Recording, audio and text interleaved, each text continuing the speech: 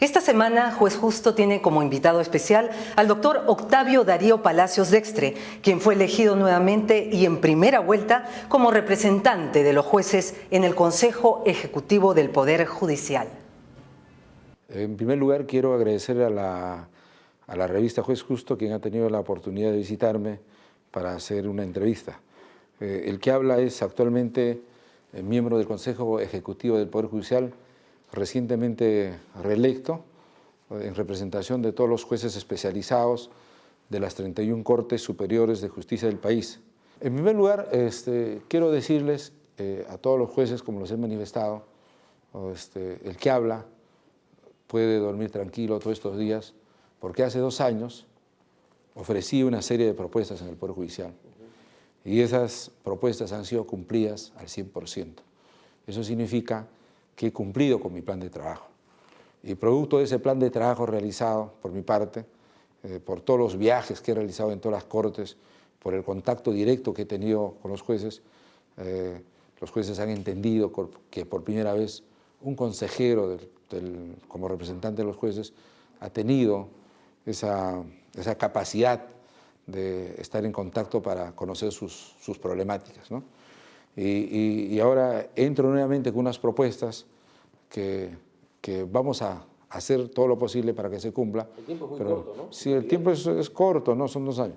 Una de las propuestas, por ejemplo, es de que en el Consejo Ejecutivo del Poder Judicial se encuentre en trámite mi reciente propuesta, la modificación del inciso 9 del artículo 57 de la tercera disposición final del ROF de la OCMA, en lo que respecta a la publicidad del registro de sanciones de los magistrados y sobre todo el periodo de duración de información que debe alojar dicho registro es máximo 7 años.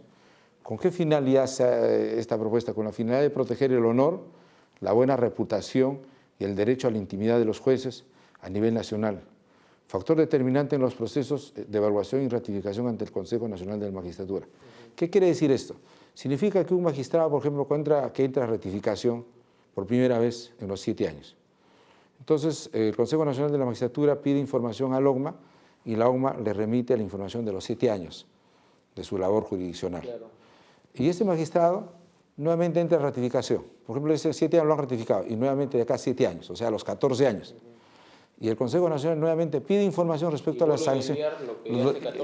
Hace 7 años que fue evaluado, ¿no?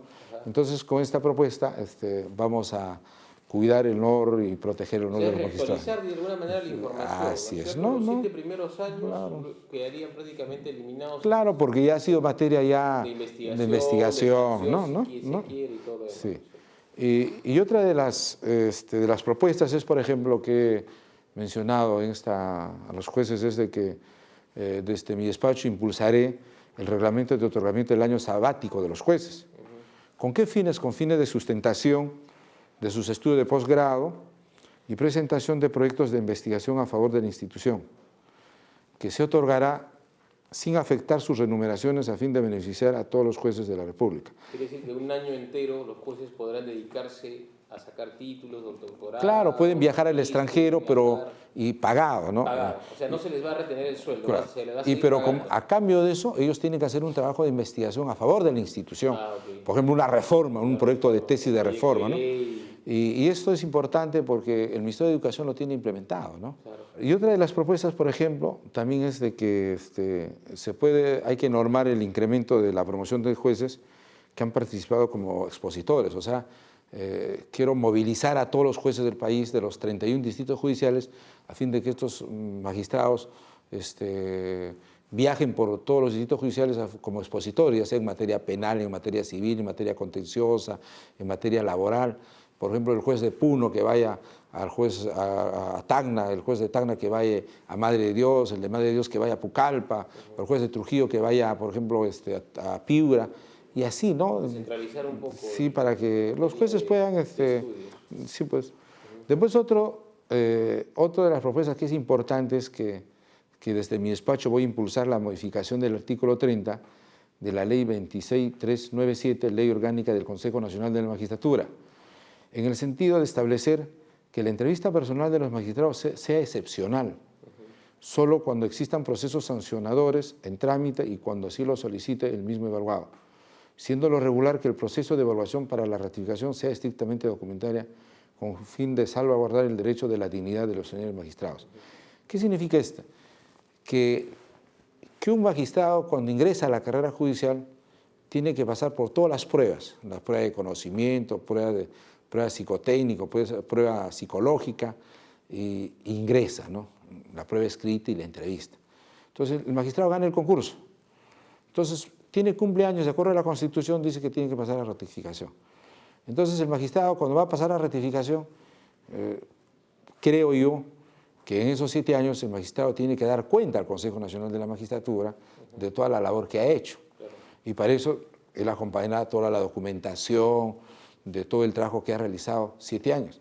Ahora, como ejemplo, una cosa casuística, por ejemplo, si ese magistrado tiene un desbalance patrimonial, entonces él mismo o el Consejo Nacional de la Magistratura puede solicitar que ese magistrado que entre en ratificación vaya y solicite una entrevista, una audiencia para explicar, ¿no? Pero en los demás casos resulta innecesario que a un magistrado se le convoque para una ratificación y en esa ratificación pues, se le hace preguntas, por ejemplo, de la teoría del delito, de los principios generales del derecho, que resulta irrelevante. Porque una ratificación significa ratificar en el cargo. Hoy te hemos nombrado a nosotros porque tú eres un magistrado excelente, eres un magistrado que has ganado un concurso, has ganado una prueba, pero de acá a 7 años, ¿qué has hecho? ¿Qué has aportado en el Poder Judicial? ¿Cuál ha sido tu trabajo, no? Entonces, que lo presenta toda la documentación de todo el trabajo realizado, ¿no? Digamos, dejaría en stand-by este sentido de sentarlos ante...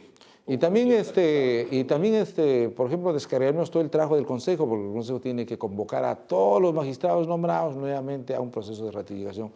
Y esto, pues, va en contra de la estabilidad. ¿Qué pasa con los jueces que de alguna manera en el camino han cometido errores y algunos han sido sancionados con montos de corrupción? ¿Qué pasa con ellos, por ejemplo? Por ejemplo, en esos casos, por ejemplo, el Consejo Nacional de la Magistratura es el único órgano que destituye a los magistrados. Ellos destituyen a los jueces de paz, a los jueces especializados, a los jueces superiores y a los jueces supremos. Y el órgano de gobierno, el órgano de control interno, se encarga de controlar respecto a la función de la labor jurisdiccional, ¿no? A su función. Y el Consejo Ejecutivo, en este caso, por ejemplo, en caso que un magistrado ha expedido, por ejemplo, una resolución inmotivada, ¿no? Una resolución prevaricadora, indudablemente va a ser materia de una sanción por el ONMA, ¿no? Claro. Entonces el ONMA tiene, pues, de acuerdo a su reglamento, puede suspenderlos preventivamente, ¿no? Y lo que ocurre a veces es que, y la población percibe esto, por eso es bueno explicarlo, que el Consejo Ejecutivo del Poder Judicial termina siendo una especie de lavadora dentro del mismo Poder Judicial, porque termina limpiando a algunos jueces que han sido sancionados, quejados, con proyecto de institución y esas cosas.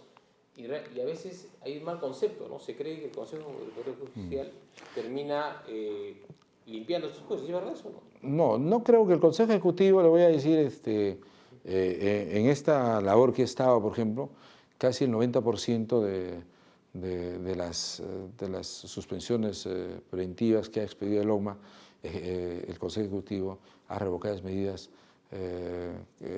preventivas de suspensión por considerar que esos jueces que el ONMA han sido sancionados por motivos estrictamente jurisdiccionales. Entonces, si un juez ha expedido una resolución amparándose en los fundamentos de hecho y derecho, es una decisión jurisdiccional. Entonces, nosotros no podemos suspender a un magistrado por una decisión jurisdiccional. Si el juez ha expedido una decisión jurisdiccional, significa que esa resolución es materia de impugnación. ¿En qué caso lo suspenden entonces? ¿En el caso de corrupción? Claro, en caso de corrupción caso de corrupción de funcionarios, no dinero, flagrantes, ¿no? Claro. Okay. Pero por temas jurisdiccionales nosotros no podemos pronunciarnos porque estaríamos violando la independencia del magistrado. El consejo en todo caso es decirle, bueno, se deja sin efecto la suspensión y regresa a sus labores. Claro, revocamos, explicamos los motivos, ¿no? La resolución tiene que ser debidamente motivada, que siempre hay que difundir las cosas buenas que hacen los magistrados. Claro. Y usted sabe, en un juicio siempre hay un perdedor y un ganador. Y siempre, nunca, el 50% va a estar de acuerdo con el Poder Judicial. Porque el 50% dirá siempre a favor del Poder Judicial y el 50% dirá siempre en contra del Poder Judicial, porque siempre hay un perdedor y un ganador.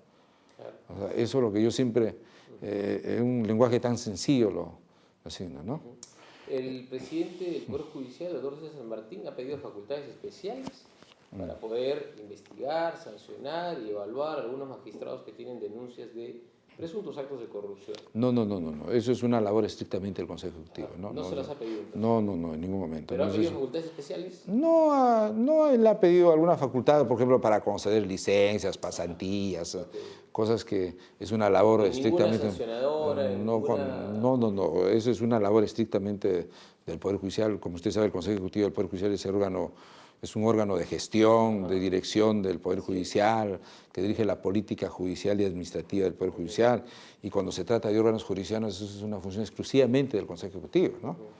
Quisiera enviar un mensaje a todos los jueces especializados y mixtos de la República, y como en el transcurso de esta semana se está celebrando el Día del Juez, quiero reconocer en ustedes, señores jueces, ese fervor supremo que inspiran las cosas sagradas, dando con justicia con la más pura satisfacción de su espíritu, sin esperar agradecimientos ni recompensas de nadie, pues los valores morales con las que los jueces pronuncian sus fallos o decisiones es la mera voz de sus conciencias.